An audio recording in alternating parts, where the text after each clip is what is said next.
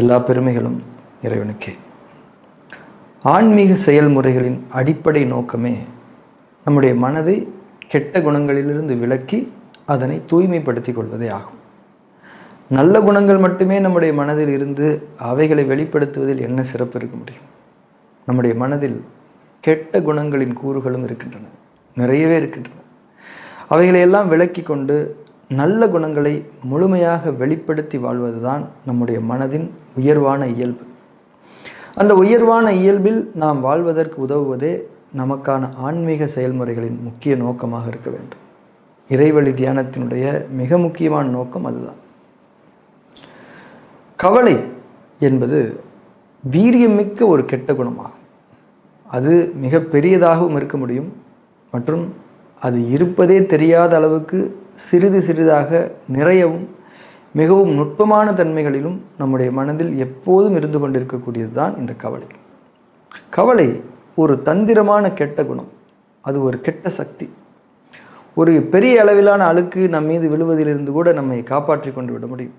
ஆனால் சின்ன சின்ன தூசுகளிலிருந்து நம்மை பாதுகாத்து கொள்வதற்கு நாம் சற்றே கூடுதலாகவும் தொடர்ச்சியாகவும் கவனம் கொண்டிருக்க வேண்டும் தானே?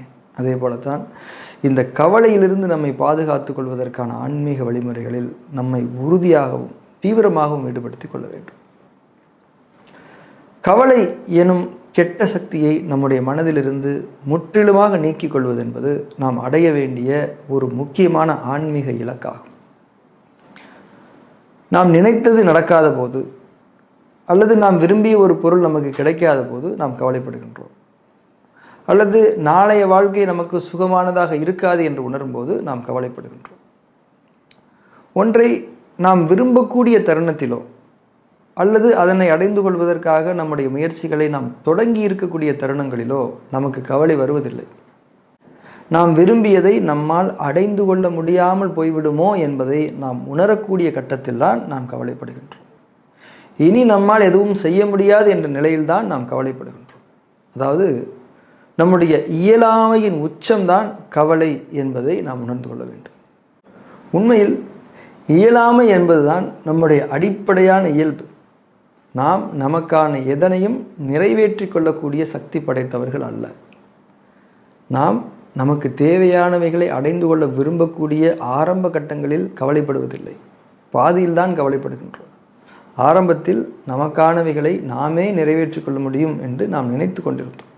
நம்மால் எல்லாம் இயலும் என்று நினைத்து கொண்டிருந்தோம்.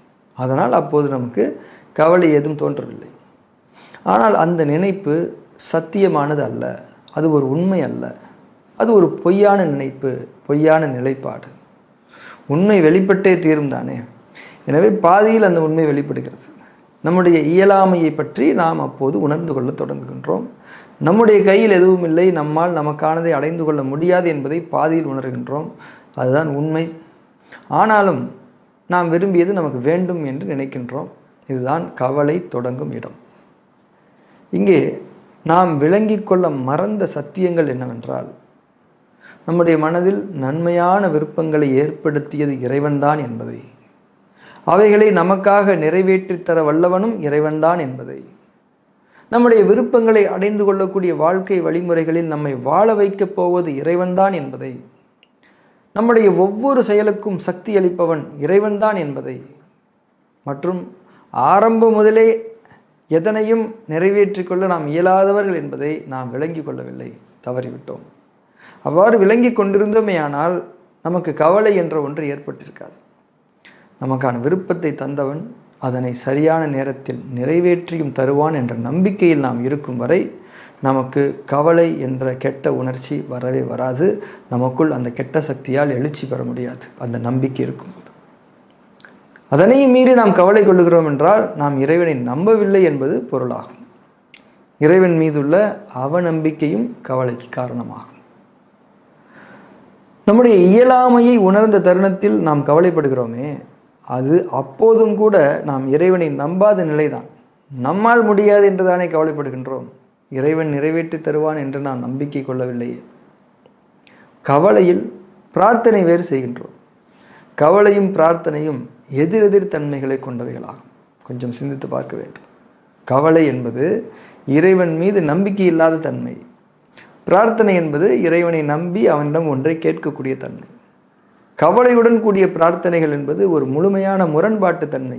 எனவே அது வேலை செய்யாது, நம்முடைய பிரார்த்தனைகள் நிறைவேறாது என்பதை நாம் உணர்ந்து கொள்ள வேண்டும். கவலை ஏற்பட்டிருக்கும் போது நாம் பிரார்த்தனைகள் மேற்கொள்வதை விடுத்து இறைவனிடம் மன்னிப்பை கோர வேண்டும். அப்போது நாம் மன்னிப்பை வேண்டுவதுதான் மிகச் சரியான செயலாக இருக்கும். இறைவனை நாம் நம்பாததற்கு அவனிடம் நாம் மன்னிப்பு கோர வேண்டும். அந்த மன்னிப்பு தான் சரியான பிரார்த்தனையாக அமையும். அப்போதுதான் நம்முடைய கவலைகள் நீங்கும். நமக்கான மூச்சு கூட நாம் சம்பாதித்துக் கொள்வது அல்ல, அது நமக்கு வழங்கப்படுகின்றது என்பதை நாம் உணர்ந்து கொள்ள வேண்டும். நாம் வாழ்விக்கப்பட்டு கொண்டிருக்கின்றோம் என்பதை நாம் உணர்ந்து கொள்ள வேண்டும்.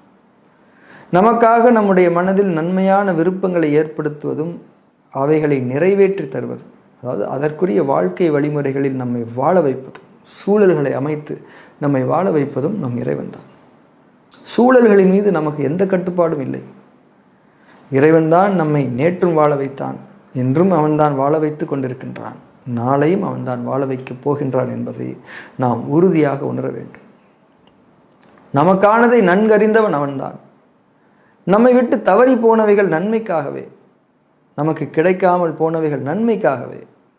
நாம் அறிய மாட்டோம், ஆனால் நம்முடைய இறைவன் நன்கறிந்தவன். எனவே அவன் மீது நம்முடைய வாழ்வை பொறுப்பு சுமத்தி விளைவுகளை பற்றி எந்த கவலைகளையும் இயக்கங்களையும் கொள்ளாமல் அவைகளையெல்லாம் அவன் பொறுப்பில் விட்டுவிட்டு நம் முன்னால் இருக்கக்கூடிய செயல்களில் கவனம் செலுத்தி அதில் நாம் தீவிரமாக ஈடுபட வேண்டும். இதுவே இறை வழி வாழ்க்கையாகும். கவலைகள் வேண்டாம். அப்போது நம்முடைய மனதில் இருக்கக்கூடிய விருப்பங்களை உறுதிப்படுத்தி கொள்ள வேண்டும். கவலைப்பட்டு கொண்டிருக்கும் போது, கவலை எழுச்சி பெறும்போது, கவலை வேண்டாம் இறைவனே என்று சொல்லி நம்முடைய மனதில் இறைவன் ஏற்படுத்தி இருக்கக்கூடிய அந்த நல்ல விருப்பங்களை நாம் நினைத்து பார்த்து அவைகளை உறுதிப்படுத்தி கொள்ள வேண்டும். அவற்றில் நாம் நம்பிக்கையுடன் இருக்க வேண்டும். நம்பிக்கையுடன் கூடிய தீவிரமான செயல்பாடுகளும் தான் நம்முடைய வாழ்வின் உயிரோட்டமாகும் என்பதை நாம் உணர்ந்து கொள்வோம்.